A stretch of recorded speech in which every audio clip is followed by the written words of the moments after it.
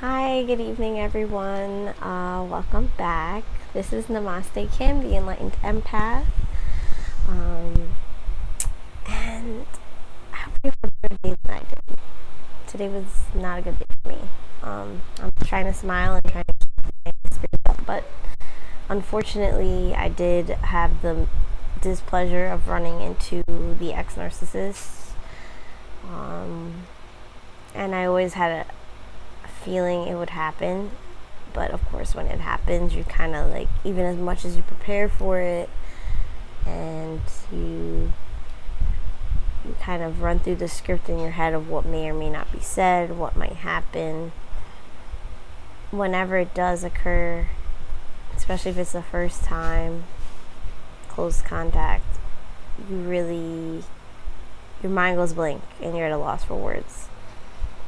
Well, I say words, but luckily I didn't have any opportunity or chance or want to share any words, and luckily he didn't either, whether it's just the fact he doesn't give a shit or he has shame, I don't know, but I know he doesn't have empathy or care about what he did to me. So that being said, this video's premise is basically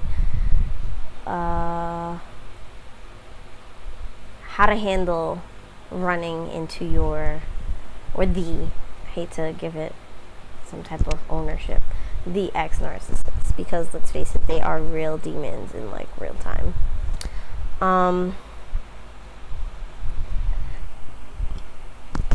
Sorry.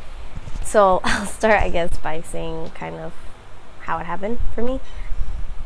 Walked into this place and walking up the stairs, minding my own business, literally get to the top of the stairs. I hear a cart rolling by, but it doesn't, I don't know, I don't even have a thought in my head that this person could be the one pushing the cart, and I literally look up and he's there and I'm there, and honestly I probably looked like a deer in headlights, but luckily, I guess the fact that we're still kind of recovering in New York from coronavirus and I had a mask on, like he couldn't see anywhere except my eyes, so my eyes are kind of big anyway. But if I didn't have the mask on, my mouth would have been like because honestly it was like that. But this is the one time I'm grateful for the mask. But yeah, my mouth dropped. I was staring like, I can't believe this, and he like looked at me also, but not in like a I can't believe this way, but more in like a, I don't know, maybe at first he thought I would be someone else coming up the stairs, so maybe he was about to say hi, then he saw it was me. He looks me in the eye, says absolutely nothing. I turned away because I didn't want to hear anything if he had anything to say, and he turned away too. Literally, we turned away at the same time. I went left, he went right. And it just shook me because for that split few seconds, that connection, my soul is definitely still tied to that person, because as soon as my eyes locked on him, I felt hairs on the back of my neck stand up. I felt my fingertips tingling, like a jolt of electricity just like went through my like shoulders, arms, like down my fingers. I was almost like frozen in space and time. And I think the most disheartening part of it all is not the fact he didn't say anything, but those eyes that were looking back at me,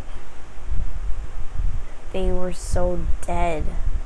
Like honestly, like I know I had probably shock and fear in my eyes, but he had just soullessness. Like there was nothing behind it. And part of me thought back, like, was it always this way? Was I just this oblivious?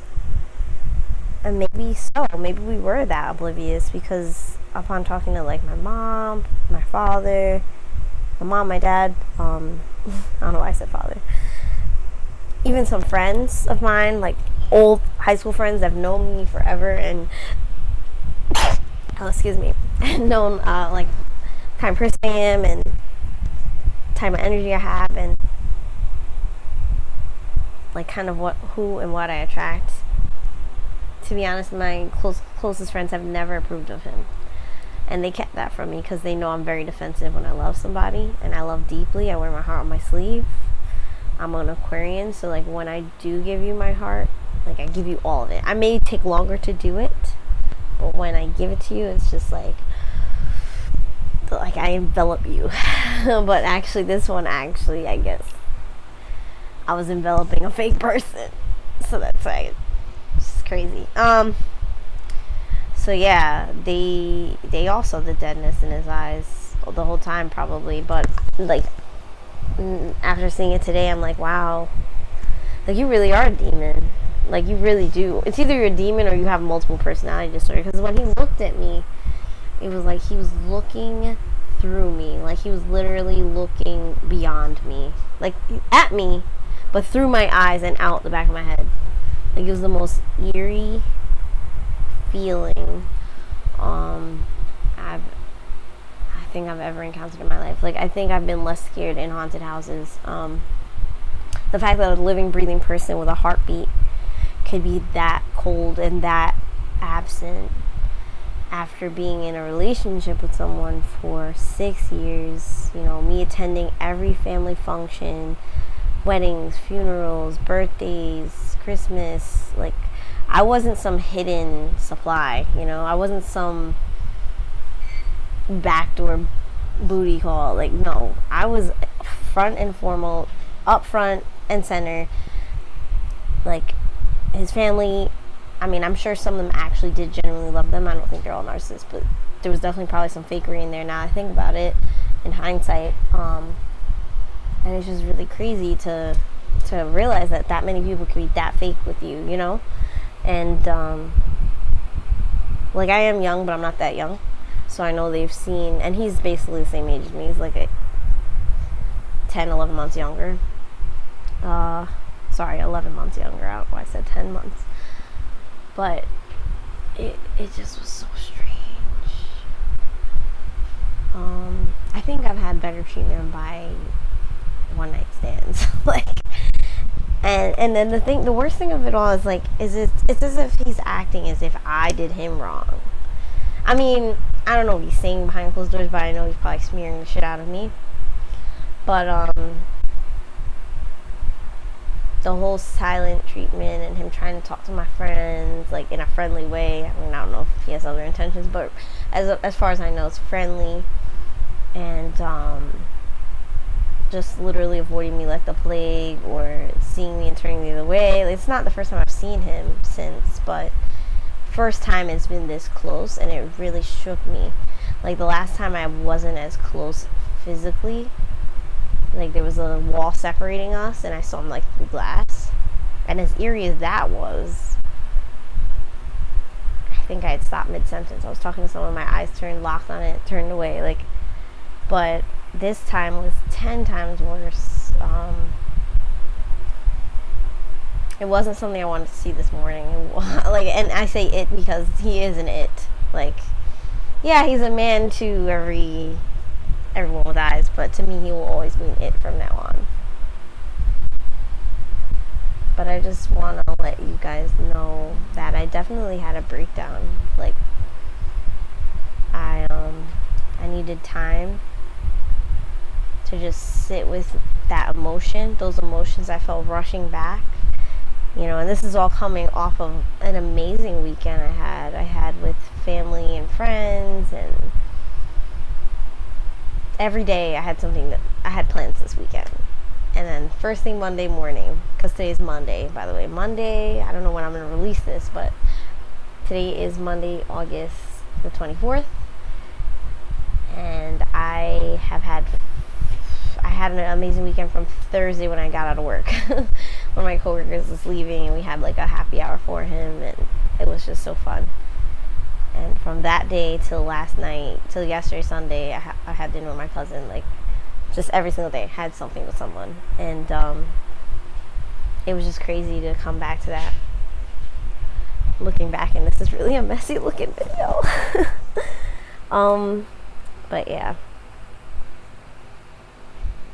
Best thing to do in that situation is try and remain calm, cool and collected, even if you feel literally like your body is sending signals like stay away from this person. Just try and not show that. Also talk to people, talk to friends who understand. You know, they can reassure you. Friends are really God's gift, like true friends. And they will understand your plight, even if they've never gone through it. A true friend. And they can, even if they don't fully understand it, they will be able to empathize with you. Wow, why did I start? Empathize with you and bring you back to life, because I did feel dead inside, like mission accomplished on him. I felt like I almost reverted back, and part of me wanted to reach out. Like, I was so close to him this morning, I could have probably reached out and touched him, and I'm a short person. I'm only 5'2", so, but I was like, obviously that was against my better judgment, but it felt like part of me wanted to just reach out and find the human in him. You know, like, even though I have more resentment, I don't want to say hate, but resentment toward him than anyone I've ever had in my life, because he hurt me to the core.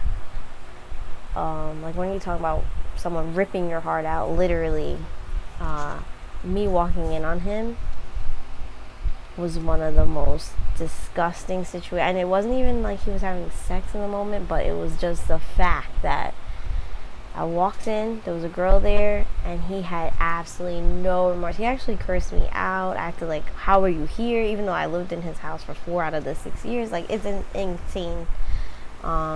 He was acting as if I was a crazy ex-girlfriend. Meanwhile, he had never dumped me. He had never had that conversation with me. He was half ghosting me at that point, so maybe, yeah, I guess I could have thought about it, figured it out, but at the same time, I was with this person for 6 years. I knew he had a drug problem, and I was just trying to be a supportive, loving girlfriend, even though I was kind of tired of dealing with his ups and downs and his mood swings. You know, my love doesn't go away with things like that, but clearly his love died a long time ago for me, if he even had. Well, no, narcissists can't love, but his lust had died off a long time ago for me, and he was just literally stringing me along because I was an easy and empathetic target, and nothing better had come along, at least no one worthwhile. Maybe like some hoes that I don't know about. I'm sure he had many one night stands, but as far as like a full-on partner who could replace me, I don't think he had that until I ran up on him with this, and only God led me to that house that night. But even after all of that shit he said to me and how he treated me, threatened me, basically threatened my life that night, even though all I had done wrong was walk in to wish him a happy birthday. My boyfriend, mind you, at the time, right? We hadn't broken up. Part of me still sometimes craves that closure. Like, okay, you haven't had feelings for me, but, you know, even if you just said, I'm sorry, like, the love has died, blah, blah, or, you know, I shouldn't have talked to you the way I did, you didn't deserve it, and I never got that. And that part, just basically being treated like a piece of shit, and then when you see this person moving about their life as if you don't exist, it's as if I never knew him, like we never met. Actually, he'd probably have said hello to a stranger this morning, but me, he's either painted me as so bad in his life, or he just he wants me to hurt even more than I already do. So mission accomplished, like I said. Like, maybe that was the aim of him being so repulsively dead upon seeing him. He wants to communicate to me that I really am nothing, and I never was, and he doesn't give a shit about me. True feelings have come out. Sorry, need a sip of wine.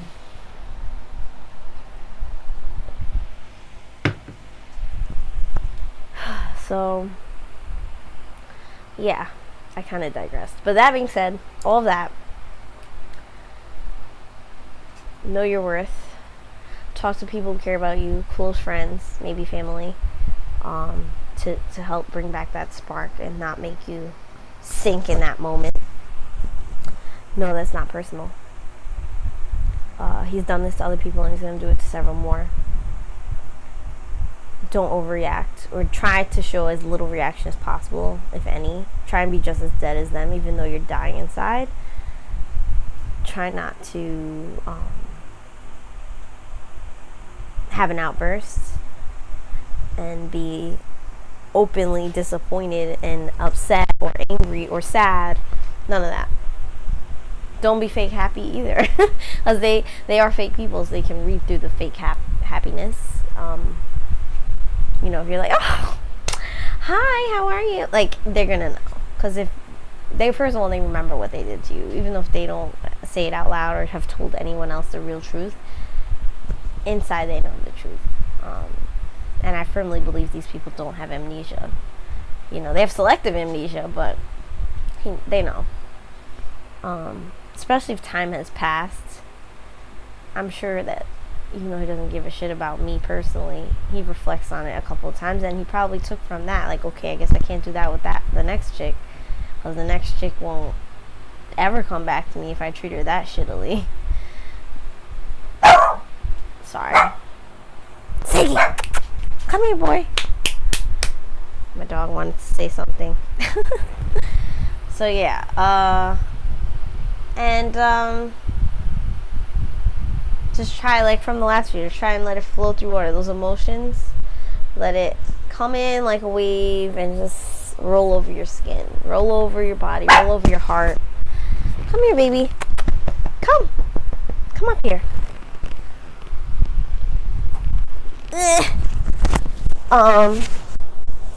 Because otherwise you'll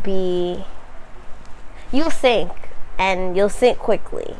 Like, all the healing I had done with my therapist and with my friends, family listening, and I still felt, in that moment, so incredibly weak. So just know it's not personal. Know not to dwell on it. You might have several other run-ins with them. Have as little emotion as possible, and talk to the people who actually care and love you.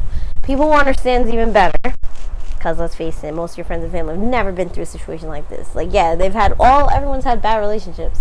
Dated douchebags, dated bitches, dated, toxic people. But literally, you dated a demon. I'm telling you because I saw it, the demon, today. And that same demon is probably in the person that you were with and you were struggling to heal from. So don't feel alone. It wasn't personal. They did it to you, but yeah, they did it to you most recent, but they're going to do it to more people. And guess what? As the older they get, I hear the worse it gets. So yeah, even though I'm semi-young, I'm not young, but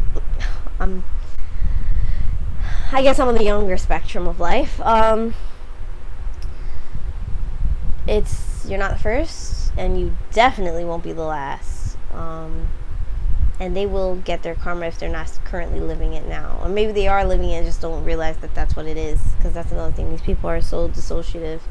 They don't even know what they're receiving as karma when something bad happens to them. They just think, oh my God, like, help me, like, woe is me, as if they did nothing wrong. So, anyway, that's all I have for today. I love you, empaths, and stay strong. Namaste.